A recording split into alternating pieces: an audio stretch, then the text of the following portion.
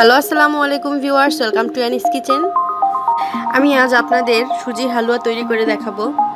আপনারা যদি আমার এই রেসিপিটি ফলো করেন তাহলে আপনারাও বাসায় খুব সহজে তৈরি করতে পারবেন। সুজির হালুয়াটা তৈরি করতে আমার যে যে উপকরণগুলো লাগবে সেগুলো একবার দেখিয়ে দিচ্ছি।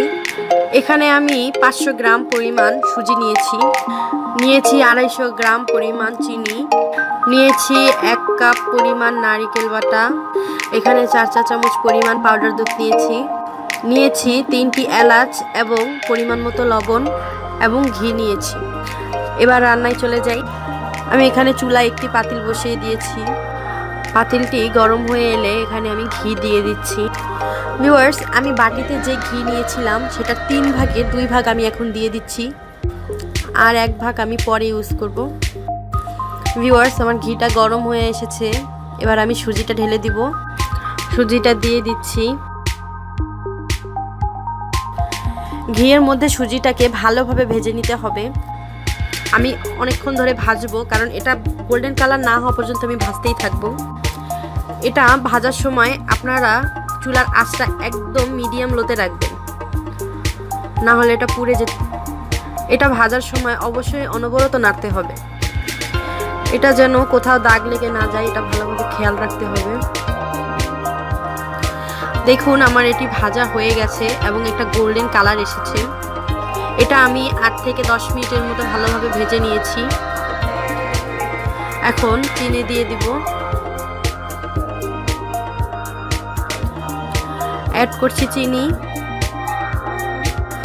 এখন একটু আবার হালকা ভেজে দিয়ে দিব নারকেল বাটাটা। চিনি দিয়ে হালকা ভেজে এখন আমি দিয়ে দিচ্ছি নারকেল বাটা। নারকেল বাটাটা দেওয়ার পরে আবার একটু ভেজে নেব। ভাজা হয়ে গেছে, এখন আমি পানি দিয়ে দিচ্ছি। পানিটা দেওয়ার পরে আমি একটু ভালোভাবে নেড়ে নিচ্ছি, না হলে সুজিগুলো দলা হয়ে যেতে পারে।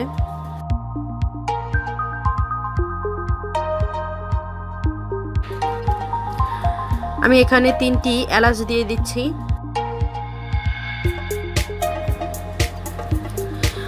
এখানে আমি সামান্য লবণ ব্যবহার করছি।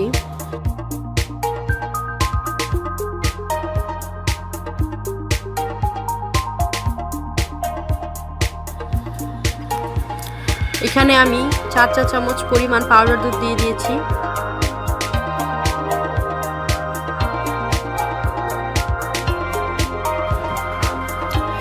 এটা আমি অনবরত নাড়তেই থাকবো,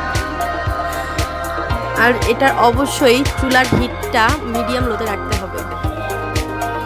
এটা নাড়তে নাড়তে আস্তে আস্তে ঘন হয়ে আসে। এবার আমি এখানে বাদাম অ্যাড করছি।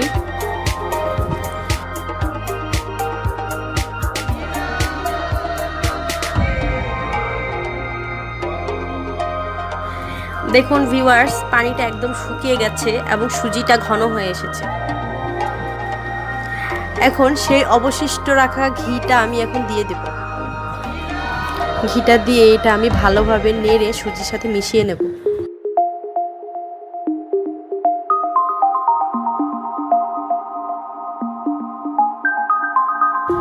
সুজির সাথে ঘিটা ভালোভাবে মিক্সিং হয়ে গেছে। আমার সুজির হালুয়াটা রান্না শেষ। সুজির হালুয়া একদম তৈরি হয়ে গেছে। এখন এটি পরিবেশন করার পালা। আপনারা অবশ্যই এটি বাসায় ট্রাই করবেন, আশা করি অনেক ভালো লাগবে। তো ভিউয়ার্স, আমার এই ভিডিওটি যদি আপনাদের ভালো লেগে থাকে তাহলে অবশ্যই আমার চ্যানেলটি সাবস্ক্রাইব করে আমাদের সাথেই থাকবেন।